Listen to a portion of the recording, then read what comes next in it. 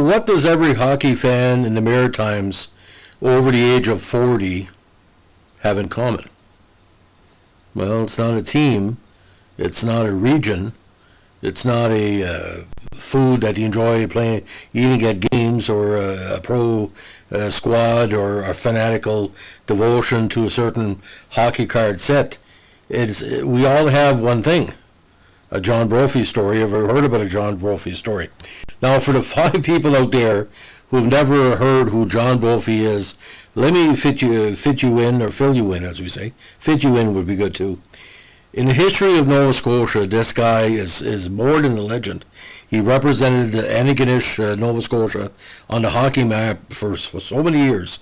We don't even know when it started, and the only reason why it ended, he passed away 5 years ago.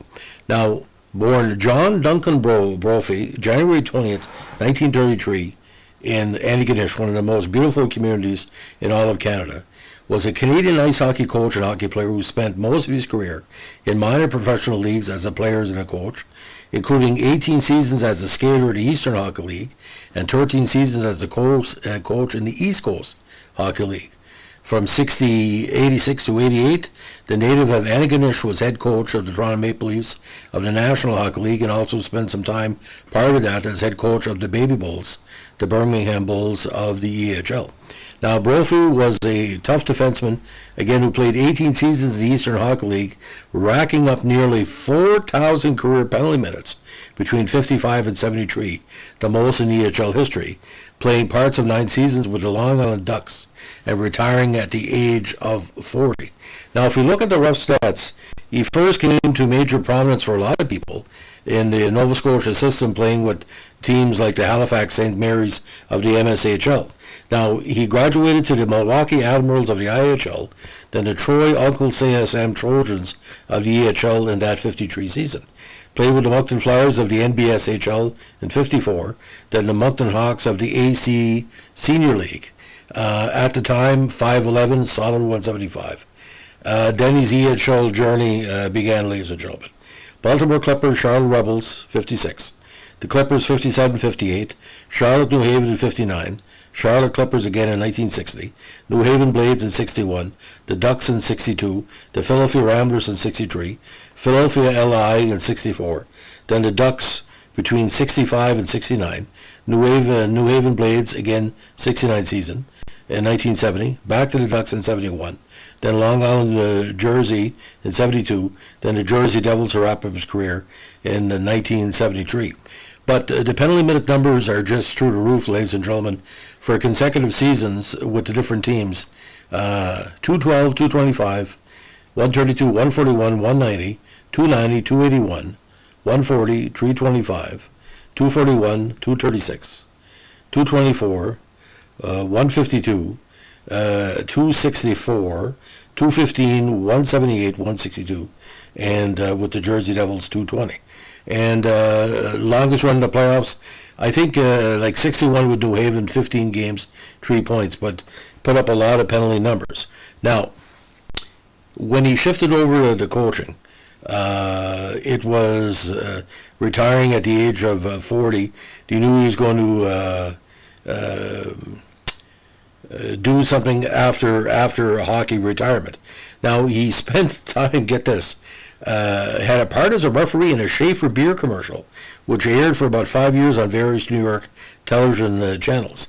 Now, he had briefly been player-coach with the Ducks in the 69 season and became a full-time coach following his retirement as a player. Now, he coached the Hampton Gulls for 4 seasons until the team folded during the 78 campaign.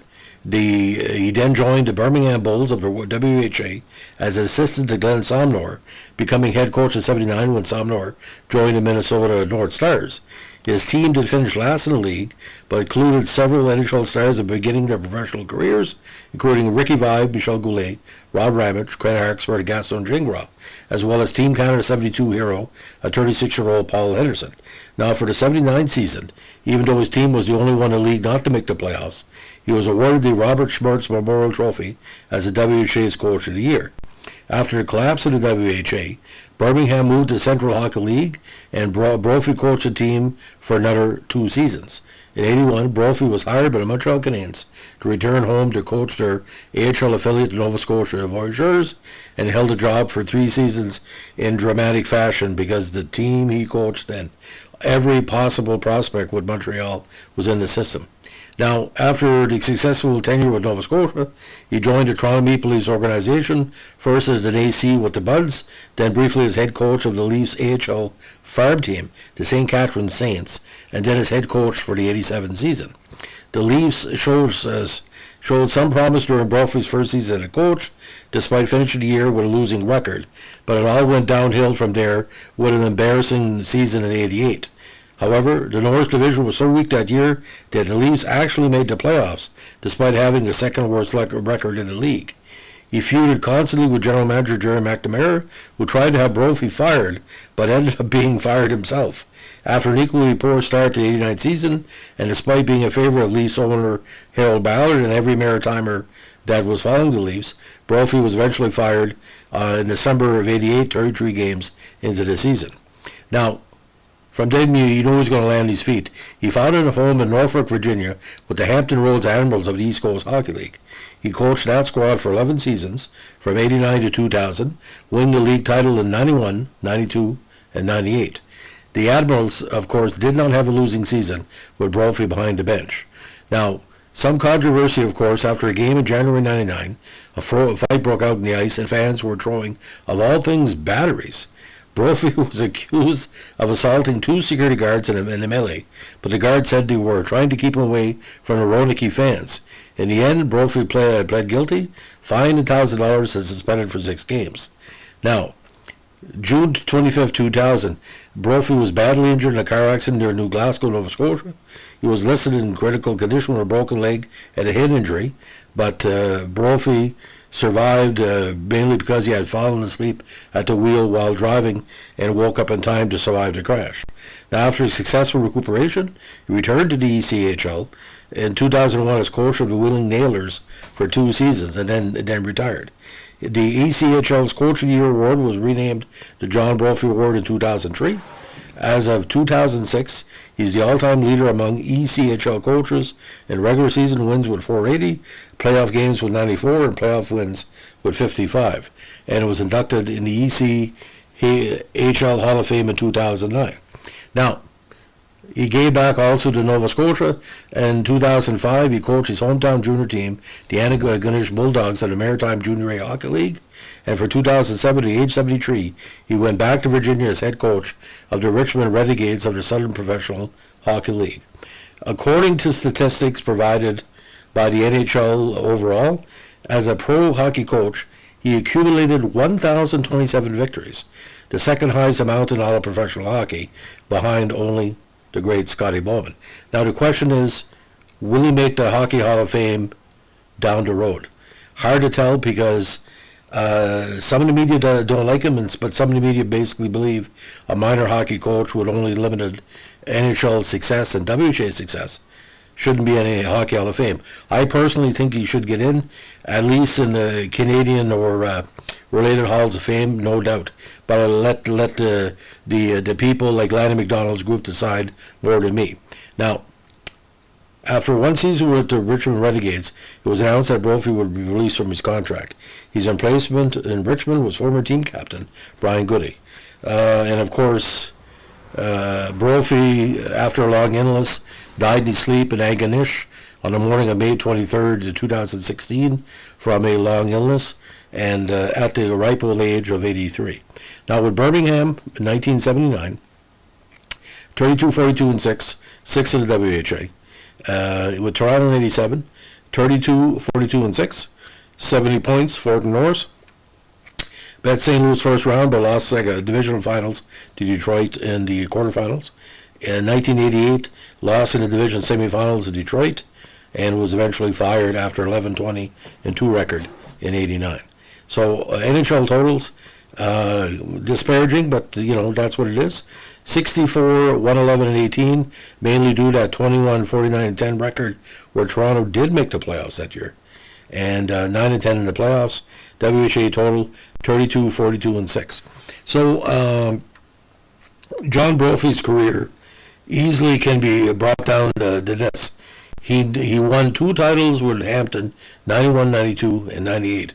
He didn't have enough of team players in Nova Scotia to make a run like they did in the 70s, but the WHA years helped him develop some of the best players of the NHL of the 1980s. And many players have said without Brophy's guidance, he wouldn't have done it. But you got to look at this in perspective, ladies and gentlemen. He was playing in the late 40s, early 50s, and really wrapped up his coaching career in the late 2000s. So if you put in literally 60 years, 6 or 7 years towards hockey, you got to be good. And every person has a John Brophy story, whether a coaching decision or a battle with the refs or interaction with the fans or basically, that shock of white hair. He stood out literally and figuratively. One of the toughest coaches I've ever heard of, but he treated everybody the same, like Vince Lombardi. You can't, like I said, you can't have the results he had. Let me put this in perspective, ladies and gentlemen. It's over 1,000 wins, okay? But look at Long Island in 74. Won 5 games. Lost in the finals of the NAHL. Lost in the finals of SHL with 76. Birmingham was a great effort. You look at the good year in Toronto, that he kind of partially rebuilt the team. Those great years in Hampton, even with Wheeling, the first season he coached in Wheeling, they were over 500, didn't make the playoffs. And like I said, consistently, imagine for anybody to win 1,000 games as a coach, you need to do that for 40 years or get 30 wins for 33 consecutive years. You'll never see this again. So besides him and Scotty Bowman, who else is there? Who else is going to win over 1,000 games in the modern NHL? Because overtime, and coaches don't last any more than 5, 10 years now. Maybe 12, 13 in the minors, yes, but not to the consistency of the different teams that John had coached. So, ladies and gentlemen, thanks for listening. But if anybody wants to read up on John Brophy, there's various publications, articles, a myriad of newspaper clippings and books that refer to him. But I do remember, like I said, when he made the playoffs, when he only had 21 victories, and when he won the game against Detroit, and the announcer said, well, the Brophy Magic. Well, John Brophy was magic because he was our own. He was our Maritimer. And anybody that was a coach coming up had to basically say, I can make it because John Brophy made it. What's the odds of somebody from a small community of Antigonish, second only to Scotty Bowman ever for all-time victories for a pro hockey coach? That doesn't happen every day. And these were good teams. These were hometown hero teams. And Birmingham, my God, coaching all those great players. I mean, they could have went to the Olympics and won the gold medal in 1980. No joke. If they had an under-23 team, they probably would have won the Olympics. Anyway, so thanks for listening. Have a great evening and watch the Heat. Bye.